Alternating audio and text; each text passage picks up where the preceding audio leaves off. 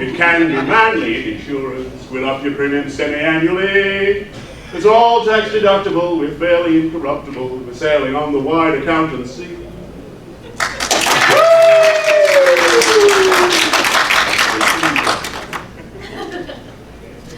Has anyone heard it? No. Nope.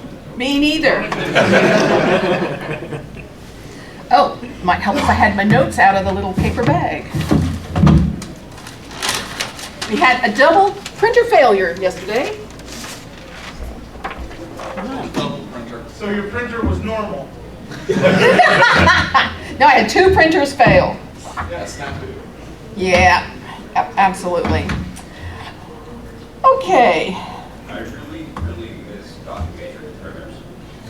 Actually, I've got 2 of them, but the ribbons are dried up, and I didn't want to open the remaining ribbons just for this. Dot matrix printers just work. There was no, it just did the thing. Do you know the major food delivery to our schools in Sumner County?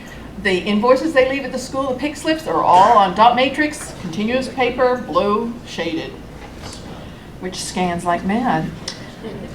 Thank you for joining me on this final day of the conference after lunch. I do hope I can keep you awake and entertained throughout this session. I'm a native Californian who ran off to Australia at 18 and didn't think I'd ever move back to the US. But my children decided to leave Australia and I wanted to be close to them, so now I make Middle Tennessee my home. And I love it. I achieved my Bachelor of Business. Let's go back. How do we go back? Previous. Achieved my Bachelor of Business degree as an adult via correspondence. Remote learning was through the mail in those days, so I had to have my assignments finished and in the mail a week before the students studying on campus had to hand theirs in, because where we lived was a week by mail away from the university.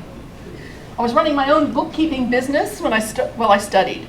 I gave my clients a month to find another bookkeeper after I graduated and gave myself another month to find a job. Exactly a month later, I started working as the admin and finance officer at the local prison. This was in the 1990s, and the prison population was nearly all of Aboriginal and Torres Strait Islander background. I worked there for exactly 4 years. I achieved full membership of CPA Australia, the peak Australian and international body that governs the practice of finance professionals, particularly in financial management, business strategy, financial analysis, and tax planning areas in 2005. This is my 20th year of membership. I think next month is actually the anniversary. Thank you, thank you. Several of my co-students found the university study easy but failed CPA. I didn't have any problem with it. I thought, this is it. This is just wonderful. I love this. So I passed. This map is to give you an idea of Queensland and where it sits on the planet. The island of Australia is about the same land mass as the continental United States, but only has a population of about 27.4 million people. The area where I started my career is up on the point a bit, just about in there. It's called the Cairns Hinterland. And this is it here. My in-laws live here, but my husband grew up here, and we met up there. So this whole area, Queensland, I spent 40 years in Queensland, so I know Queensland fairly well. I left the prison behind me and joined the Department of Education in 1998. 1998, as a district finance officer. It took 4 hours to drive from one side of the district to the other, and we went from here to in here. So it's a 4-hour drive from the coast up the mountains into the dry deserty type area there. I had 43 schools to advise on financial processes and train in new software in preparation for the introduction of a new tax system. As I had no education experience and almost a year to wait for the software implementation, I started conducting systems appraisals in all my schools. And I kept getting comments, you really love doing this. And I'm going, yes, I really love doing systems appraisals. I do love it. Maybe it's my nosy nature. But yeah, you give me a system and let me appraise it and I'm happy and I will tell you where you're going wrong. In August this year, I needed to find a job. I left retirement after 9 years and found a job 5 minutes away from home as the financial analyst for the Sumner County School Board of Education School Nutrition Program. I'm enjoying the position and the great team of people very much. We are there to feed the kids, and I pay the bills that feed the kids. My topic today is fraud and theft. Some of the perps got away with it, and others served jail time. Faces and names are from publicly accessible sources. So if you see a face and hear a name, you can find it on the web. I have some case studies for you today. I will discuss the facts of each case and then ask you for ideas on how these crimes could have been prevented or discovered earlier. I will also discuss some of my methods for prevention or discovery. There will be time for questions during the discussion of each case and at the end of the presentation. Case study number 1, addiction. The business manager of a school, I should have got page numbers on these. Business manager of a school is in charge of all transactions. This manager was a longtime employee of the school and was trusted by the new principal, whose paramount concern was the education of the students, as is fair.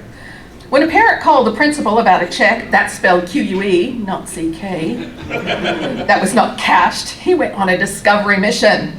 He called in the auditors, who discovered that the bank reconciliation had not been performed in quite a long time, and there were no checks or cash or checks in the school. The manager went on sick leave, and the police were notified.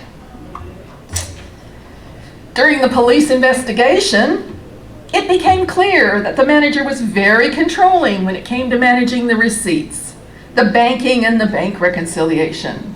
She discouraged participation and questioning by her staff and was able to deflect any questions from the principal. Perusal at the bank statement showed there had not been any deposits in some time. The school was running out of money.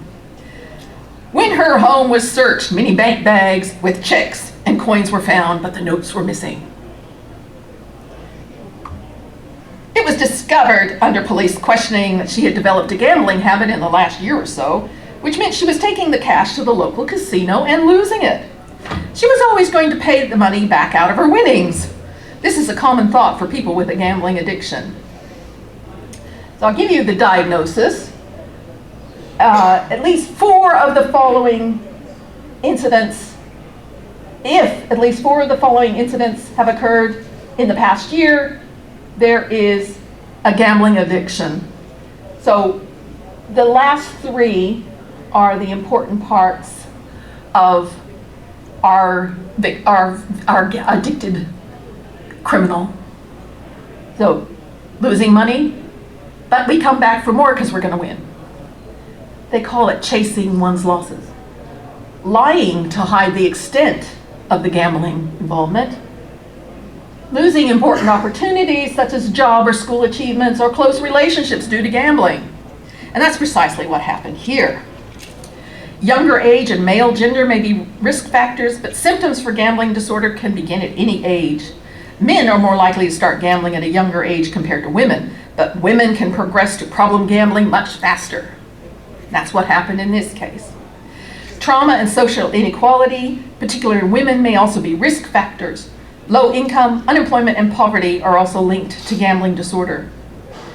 The increase in the number of people with gambling problems has shown to be linked to the increase in the availability of gambling opportunities. The school where the woman worked was near to one of the 2 casinos in the state. So the opportunity was just down the road.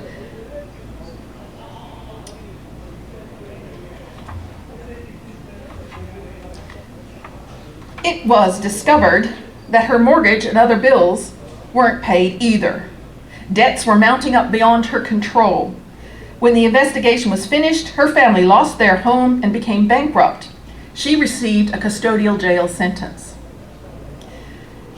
I would also like to say that it happened again down the road very soon after, another long-term trusted middle-aged woman employee had developed a gambling addiction and was stealing from the school. How could this have been prevented? And this is where you get to participate. How could we have helped her, prevented the loss, recovered quickly? Study program. Audit. Yeah, a healthier audit cycle. P&L analysis.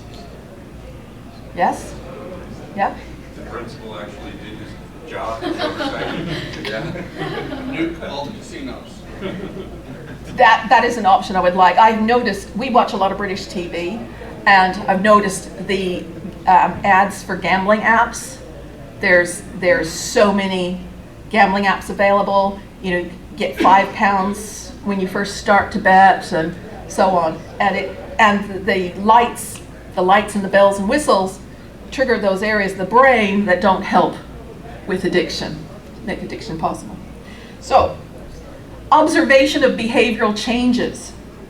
So her husband knew that she had a problem, but he didn't talk to anybody. He kept it as a shameful secret. It's natural. It's natural impulse to try and protect your loved ones. By workmates. Australia has a big culture of don't daub. Don't tell on your mates. Don't tell on people. It's a very big culture there. Or fear of retribution. This person was in a position of power over her subordinates. So, you know, quiet life. I'm not going to tell anybody. Or quiet life. Oversight by the principal. Reviewing procedures to ensure all tasks are being done. Now, every new principal got run through a program by me, and audit, and procurement.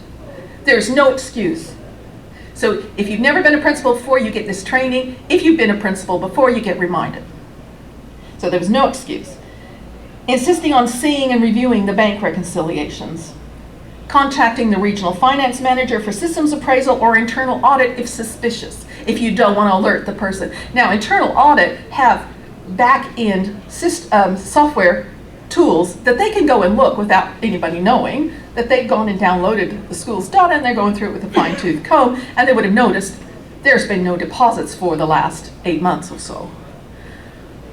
So it's really important that you keep on top of things that you are supposed to know about, things that are in your remit to check, and be nosy. I think everyone here knows about software backdoors. If you don't have explicit, entryways, you can find out.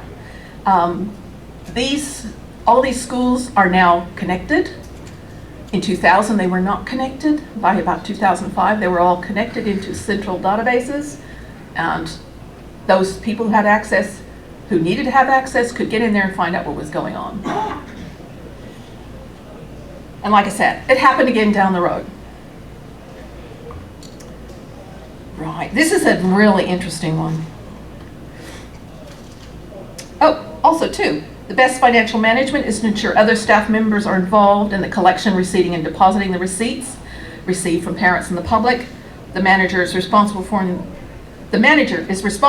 performing the bank reconciliation, and the principal is responsible for checking and signing the reconciliation every month. Oh. Any questions about that bit? Nope. Oh, yes.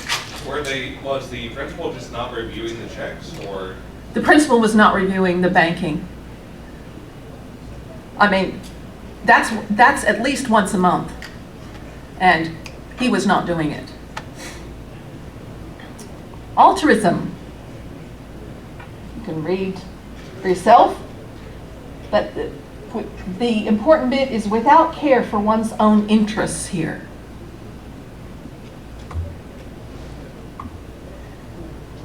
Jarragon College is one of Australia's leading independent Indigenous colleges, from their website, with our Gordonvale campus located just south of Cairns, and Cape York Girl Academy, Wangati campus, just north of Cairns. It's on a beautiful beach, that one actually. Jarragon provides a holistic, culturally rich learning environment for all students from prep to year 12, so prep are 5-year-olds, 6-year-olds, with separate girl and boy boarding facilities and option for secondary students. For senior students, we also provide opportunities and pathways for those seeking entrance into university and other tertiary education, as well as a large vocational education program for those pursuing a pathway from school to work. Now, let's see if this works. Now, I get emotional when I watch this, sorry.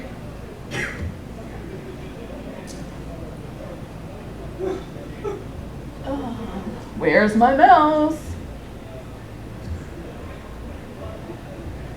Let's go here. Let's go that. Here, and let's play that.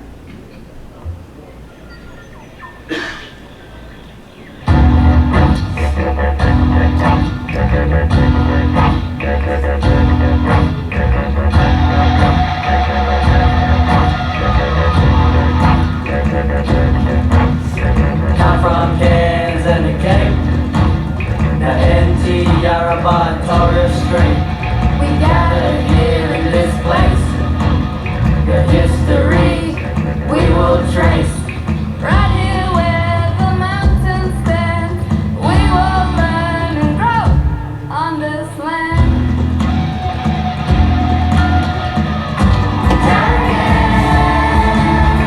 Rising up through the clouds, called to share, strong and proud.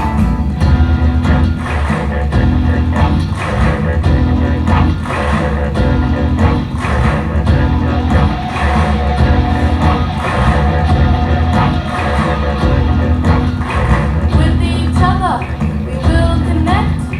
People, places, we will respect. It's up to me to do my best, inspired by the spiritualness. Rising up through the clouds, called to share, strong and proud.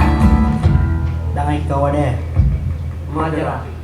Ingan nabe, kamera kude, foto Victor, Malkari, lama-lama, ngayam pala platu, ngayam pal Sarah, yori-yora, Dijinji, Gameaway, Kukuyalanji, Kurabana, kukajangan. Wakai, Tugama, Biggie Boy. Freedom is an now education. We are the leaders of the next generation, We represent Australia's future. descendants of our land and our nature. Right here where the mountains stand, we will learn and grow on this land. Rising up through the clouds, called to share, strong and proud. Rising up through the clouds, called to share, strong and proud. How's Jargon, Mo? With my deadly, eh? So, sorry, I get very emotional. So, those children are the reason our next fraud was committed. Sorry. Those kids, grandparents and great-grandparents were taken away from their land, from their parents. They were not allowed to speak their languages. And we're trying to close the gap. And this is one of the ways that we do it. By bringing them together, teaching them in the way that's most natural to them. Right, okay. The former principal of a high-profile Indigenous school in far north Queensland has pleaded guilty to fraud. Jean Illingworth admitted to inflating student numbers at Jerrigan College, Gordonvale, south of Cairns, to dishonestly claim $3.4 million of state and Commonwealth funding in 2010 and 2011. Illingworth pleaded guilty to the 2 fraud-related charges.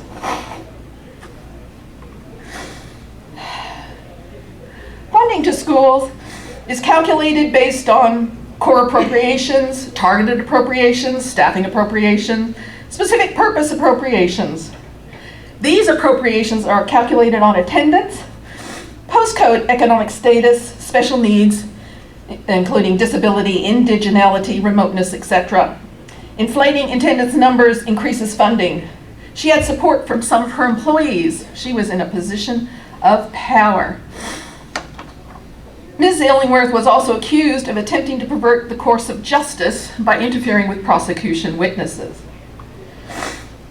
The Crown dropped 8 other charges against the former senior Queenslander of the Year, including attempting to pervert the course of justice. She spent a year in prison, but was allowed back into a teaching position. There she is. Her profile's still up on the Queenslander of the Year website. And she was 67 at the time, so well past normal retirement age in Australia. She was initially accused of defrauding the state and Commonwealth of nearly $9 million. Both levels of government forgave the school's debt in the interest of the students. It's really the only outcome. What are you going to do? Punish the future students for what someone did to the past students?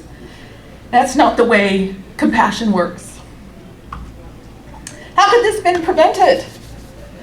Sorry, I'm going to blow my nose one last time. Government could have not committed genocide in the first place. Yes, that is something we can blame our ancestors for, but I'm a kind of draw a line in the sand person. What do we do now to fix it? So, we throw money at it, one way. What else could we have done to prevent the fraud this woman perpetrated in the name of those kids? Well, there should have been some oversight mechanism from the Commonwealth of verifying where the money's going and all those numbers. The Commonwealth relies on the state to report to them. So that's interesting. Any other ideas? A checks and balance way of checking attendance, like how is attendance even taken? Yeah, yeah. Give the school more money to begin with. Well, I mean, education? Can I just say that as a person who looked at and had to report on the bank account balances in schools had, at the time I'm talking about, it may not apply now, 9 years later, schools had more money than they could spend. They couldn't find qualified teachers, specialists, and so on. It takes time to skill those people up. They could not find the contractors to build the buildings because remoteness and so on. And they couldn't find the equipment in the country that they needed for like the special ed kids and so on. So the money would build up and build up. And when you're talking $500 million sitting in school bank accounts, you know, that's another issue. So the funding in Australia, in Australian schools, Queensland schools, is there. The problem is spending it. And that's why throwing more money at it is not often a solution. Why did the administration not notice the money building up?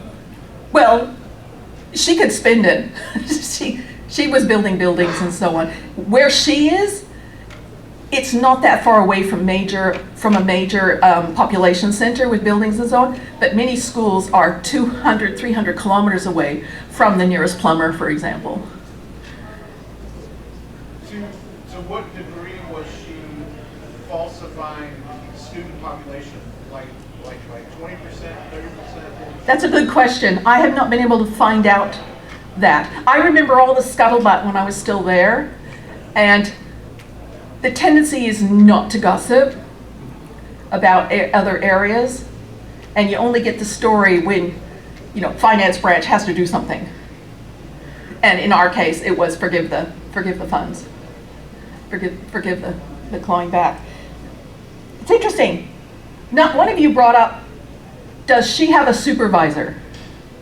And yes, she had a supervisor. Closer review of the data received in regional office An officer in each region is in charge of the review, enrollment, and achievement data. That's that person's job, is data. Looking at the data, looking at anomalies. I suspect she crept up the enrollment data. She didn't suddenly add 20 more kids one week. I think she crept it up. The regional director is her boss. The regional director would have been able to observe and review actions. I have a very low opinion of the regional director at that time. Regional directors on a whole were failed principals who've been promoted out of the school so they couldn't do any more damage. Yes, Lee? What does she do with the funds? She spent them on the kids. Like Building buildings, getting in indigenous people to help teach the way the indigenous people learn, food, clothing, stuff like that. It was all on the kids. It Yeah. was just not what was appropriated. That's right. That's right. So, like I said, altruism. She did it. And without regard to her own circumstances. She had a great appearance and reputation, which reduces scrutiny. Again, the regional director should have seen through that. If it all sounds too good to be true, it usually isn't true. That has been my mantra through my life. Investments in anything. I'm going to buy a house. Oh, this house is marvelous. Well, let's get the surveyor in and find out. Let's not take anything at face value.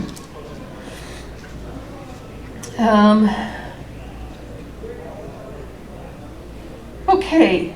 Any questions? Any more questions about this wonderful, horrible woman? Yes? Could she have just been bad at counting? No. No. User error. Yeah, user error, yes. Pet cat. Yes. Besides the how could they be prevented and stuff, on the flip side, on all of these perhaps, how could they have gotten away with that? Yes, well, everyone I'm telling you about hasn't really gotten away with it. Right. Like I said, well, actually, no, one story, yes, he got away with it. You will understand when I get there. But basically, the people I'm talking to, like case no one, she went to jail. This one lost her position, but was allowed back as a teacher, no area responsibility, and was in jail for a year. Yes? Was there any opportunity for her, or like a process she could have gone through? So you have this buildup of funds. Yep. You can't spend it in the way that it's been appropriated, but you want to spend it on the students that are there to help them. Does there exist like a formal process she could have said, like, hey, I've got all this extra money, it would be nice if I could use it on the things they do need since I can't spend it on, like... Yes, there is, depending on the funding source. If it came from the state, yes. She talks to her boss talks to his boss. The minister approves and it gets done. What do you think kept her from attempting that route?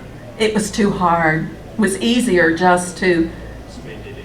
well, creep the kids' numbers up and get more money to meet her goals. Now, I must say, what you've seen today is a long way from what it was in 2011. It was still starting, still pretty small. Do you think it was for personal gain or just No. for the kids? Not at all. She gained nothing, she lost a lot. Which is true altruism. She did not think of the repercussions. She just saw that their kids were suffering or were needy and took the steps she did. In this building boom that she kicked off Yes, with falsified numbers, yes. this kind of still sounds like a vanity project. I built this school. Like I said, reputation. She had a really Yeah, big and reputation, so with vanity that- may have come into it. And I just wonder, in this administrative structure, how does future planning and long-term investment in the school look like financially? There's a whole division Okay. that looks at planning. Queensland has about 1,200 schools, and that number stays pretty steady because they close schools when the kids' numbers get down to about five or six kids. And they open new ones in areas of new development, like new suburbs and things. And these things, they buy the land 20 years out because they work with the state government that opens up land for development and so on. So they know pretty much what's going to happen 10, 20 years down the road. The thing about Jarragon, it was an experiment. It started off as an experiment, and it has grown. It has taken off. So she built, like you said, her reputation on that. But she lost her reputation. She's still on the website. They didn't take away her Senior Queensland of the Year award. They have taken other people's awards away. So she just got to enjoy the award from prison for a year, right? Yes. And then go back to teaching with it, teaching kids. Sometimes that's, people need to find their level. She wasn't really capable of being a principal, but the ego. I think I'm fairly egoless. I know when my time in a position is done, that I've given all I can give and it's time for a fresh perspective. So, sometimes it's hard for me to understand ego. Yes? How was she caught? How was she caught? Oh, someone did their data. Good old audit. Yes. Enrollment numbers are audited. And the audit program used to be every year, and it got stretched out to 2 years, and I think it's 3 years now. I still have a friend who's a school auditor. I did her job for a month. And I'd go around to the schools that I had been instructing in financial management and going, why aren't you doing what I taught you? Because I was on the other side of the fence. And they used to love to say, oh, the finance officer told me that. Oh, the auditor told me that. Like, we didn't talk. We didn't have drinks on Friday night together. We didn't stay at each other's houses. It's like, hello, we know you're fibbing.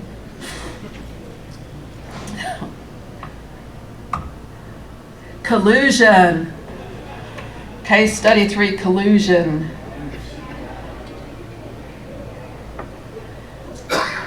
I thought I had another. Nope, slide 22. Oh, hang on, no, I just touch it and it goes crazy.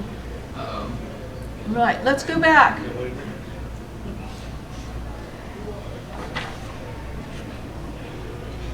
Oh, I'm reading the wrong page. A mid-ranking public servant is appointed to take charge of the GST unit of the department.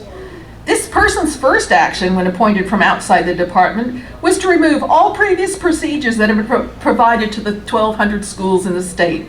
This caused chaos, as the finer details of the new tax system were still being litigated and changes were happening on a daily basis. I sat across from a table from him and accused him of sabotage. Yes? Oh, sorry, goods and services tax. So we're going back 25 years now. 2020, the federal government passed a new tax system bill, and it got rid of sales tax. It got rid of a lot of taxes. Stamp tax. Has anyone heard of a stamp tax? Yes, stamp tax. And other taxes, and it was based on the UK's VAT system, value-added tax. So if it was intended that the final consumer of the product or service paid the tax. Australia has become very much a service-based economy. Manufacturing is basically non-existent anymore. And so if you're a manufacturer or owner of a coffee shop, and you buy your products, you pay a tax. It started as 10%, I think it's still 10%, maybe 12%. Started out, and you paid tax, but you could claim that back. And then you charged your customers tax, and you remitted that. And on and on and on. Now, education was always to be GST free and non-processed foods. So, basically, cornflakes are considered non-processed food, basic food. So this was still going on at the time, nutting out these details, things going to court and getting decisions made and so on. So it was really important that the people in the schools charging the kids for their excursions didn't charge GST on the educational bit, but charged GST to the parents if they took the kids to McDonald's for lunch.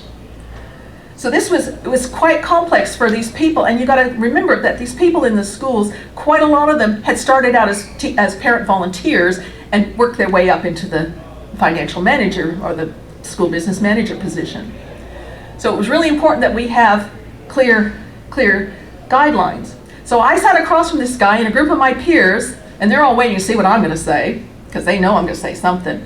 And I said to him, I said, why did you take all this work down? And he looked at me and he said, did you apply for my job? And I just laughed, because that was his MO. I just laughed. You know, it's not about what I've done wrong, it's about your ambitions. Well, sorry, my ambitions were to help the schools. So this caused chaos. Now, well, something is gone skew with. Oh no. And oh look, Black Friday savings. I keep turning that off.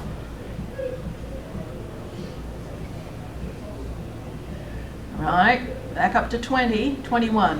And we don't want 21. We want to go back. Nope. No, we don't want to go back. Collusion. Slide 23.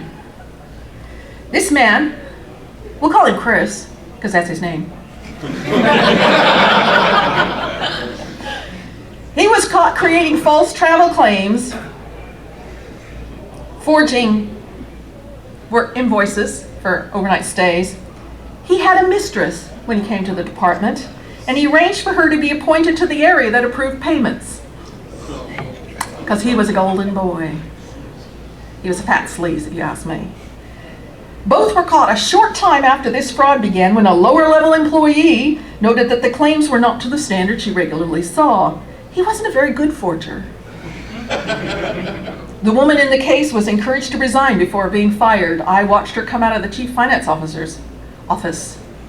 She was not in good shape, because that woman she could be sharp.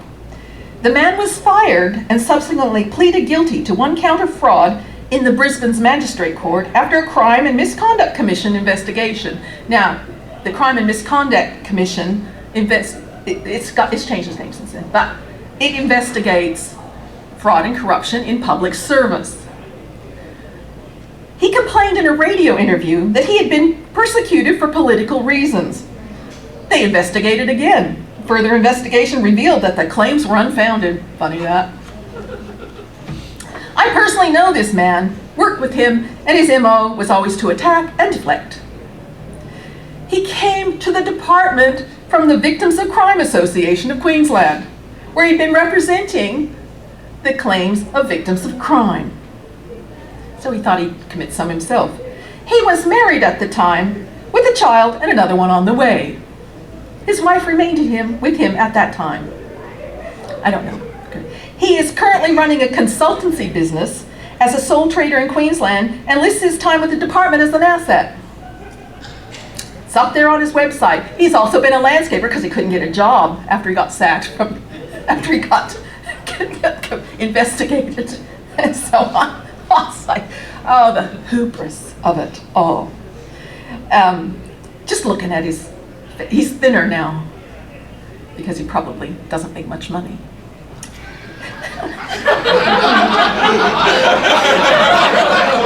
Don't cross Bonnie. Most dangerous person in every. How could this been prevented? False travel claims, putting your mistress in. How could we prevent this? Yeah. Hire your mistress? A better separation of duties, but it sounds like the separation was performing as intended and just being abused through social connections. Yes, yes. He wanted her closer to him. She worked in a school. He wanted her closer to him in the city. Oh, yes. Very, very difficult to prevent collusion. If 2 or more people want to break the law, it's very hard to prevent. A whistleblower. Don't we love them? Whistleblower questioned the quality of the documentation was the catalyst in this case.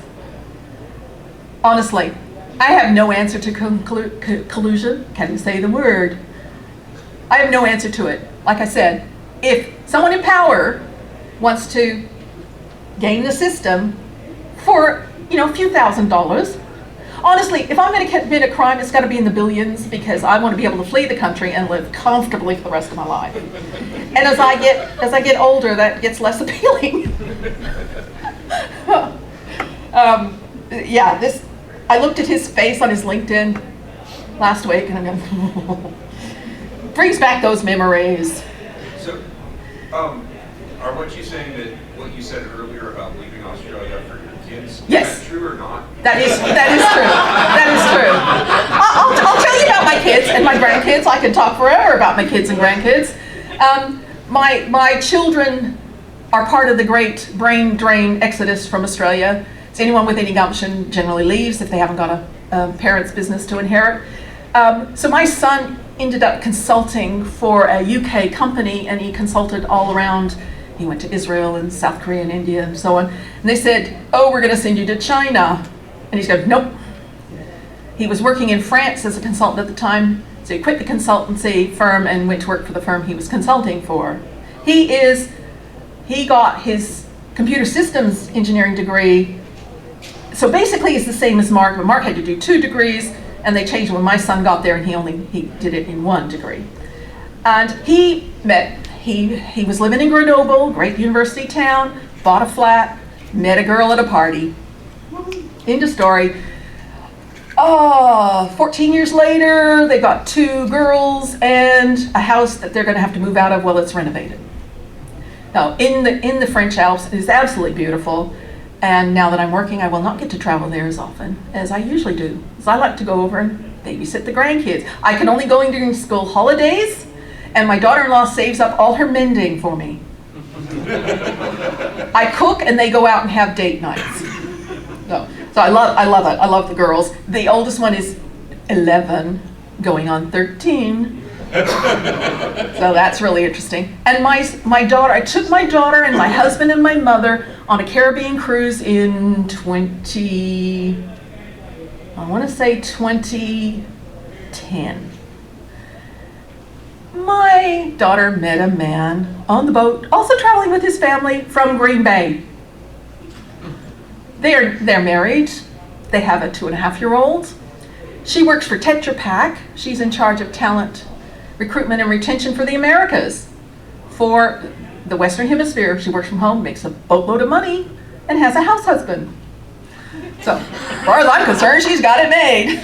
Oh, she is also studying at Harvard, because that's not enough, is it? It's a bit extra. So, it's wonderful, and again, I can only go up during her school holidays, because otherwise I'm in the way. You know how, those of you with children at school know what life's like. You have no room for anyone extra. So yes, I am in Middle Tennessee because of my children. It's a 12-hour drive to my daughter, 12-hour flight to my son. We're 43 minutes from the airport. I can usually get a flight through Heathrow to Lyon, and I can go and visit my friend in Scotland for free because it's a stopover. Yes, nice. So, there we go. Now this one you're gonna love. Kids eating, little kids eating. Don't you love it? Look, they got their milk. They got their fruit. You must take a vegetable or a fruit. We don't care if you don't eat it, but you must take it. Oh, slide 27. A parent phoned central office because she had been notified that her child's lunch account's balance was negative. She had deposited enough money into the account to cover the child's lunches until the end of the year. A review of the balances of the account showed that the funds had been used to buy several lunches each day. The IT manager, who sits across the hall from me, was able to find and block more than one standard purchase per sitting that same day. He found it on the same day. So that was good going. So the owl says, I've just been conned out of my dinner by a crafty fox. The mole says, would you recognize him again? What was he wearing? A big smile. That's what he was wearing. You encounter social engineering in the cyber world. But social engineering has a much longer history.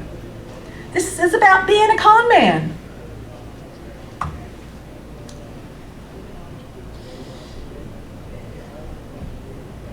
Whoops, let's not go back, let's go forward. The perpetrator knew his victims very well. He knew their birth dates and their identifying numbers by befriending them and listening when they were accessing their accounts. I'm running out of time. He was then able to approach staff and use their funds to pay for his own food. He gained about $200 in stolen food. He was probably walking around like this. The perpetrator was in 5th grade. One small step onto the road into a lifetime of crime. He is in an alternative school now. Because that was not the end of it. A similar story occurred in a high school. One student was able to glean enough identification to clean out his friends' accounts. He purchased gifts for his friends with the funds, as he was able to request refunds. When the software provider was approached to implement a PIN system, they declined. Instead, they implemented a solution that requires parents to transfer funds online and incur a charge. Because they charge. Every time you go and put money into that system, they charge. How could this have been prevented? Come on, you cyber people. This is software we're talking about. Free lunches for kids. Yeah. Do you know Davidson County? No kid pays for their lunch.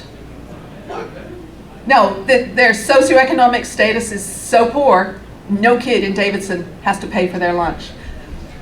Williamson County will never get free lunch.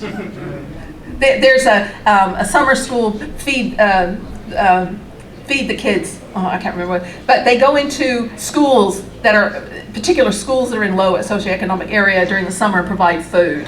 That Williamson there's only 2 counties in Tennessee that don't participate, and one of them is Williamson, because it's the most highest socioeconomic county in the state. But I was astounded to find that Davidson, all the lunches are free. Sumner County has schools where their kids almost 100%, and we have schools where the kids are almost 0% eligible for free food. So that I find that interesting. I find the whole thing fascinating. Which is good, because I'm paying for the food, and I've got the tendonitis to show that. Use a silent method of accessing the account. A key card. We're rolling them out. We're currently rolling them out. So I need to teach the 5th grader how to use a flipper. Please don't. Someone will work it out soon enough without you helping. Allow transfers only between members of a household. That last one has been implemented, but the parent has to have put funds in each one of those children's accounts, incurring a charge, and then transferring it after. But they can only transfer between accounts they put money in initially, incurring a charge. Any other ideas? Preventing the kid from using some other kid's money for other purposes? Sorry? Have the student's name show up on the register at checkout. I think that happens, but in the bigger schools, the lunch ladies, they got to look and so on. Just this last week, I overheard a call, because it's like an echo chamber down our hallway. A mother phoning, my kid has got a negative balance, but he gets free meals. Why is it so? He'd been buying extra food on credit. Yes. A lot of schools these days actually require everybody to have an ID card. That's what I mean. We're rolling them out in Sumner County. We have a very old-fashioned board. Yeah.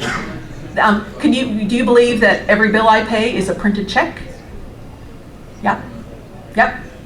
Every bill, printed check. Takes a week. Any more questions or comments? So you said that they were to be refunds. If you take away the ability to extract money from the system, then the only reward you get is? The parent can request the refund, and we send a check to the parent for the money. Again, and the parent has to fill out a form. That's if the kids left the county, they've aged out, and they've still got a balance. and so on. So we do process, we'll process a whole heap at the end of the school year. Whole heap. On the other hand, like the Millersville cluster of schools, the business community there is paying off all the kids' lunch debts. So at Christmas time, someone will go in and clear all those debts with the money that the businesses have donated, whether the kid deserves it or not. You know, because he's been eating, he gets his free food and he's been eating extra. I eat the school lunch. As member of the program, I get an earned meal. My name has to go in the system that I've taken a meal. I don't take it, someone goes and gets it.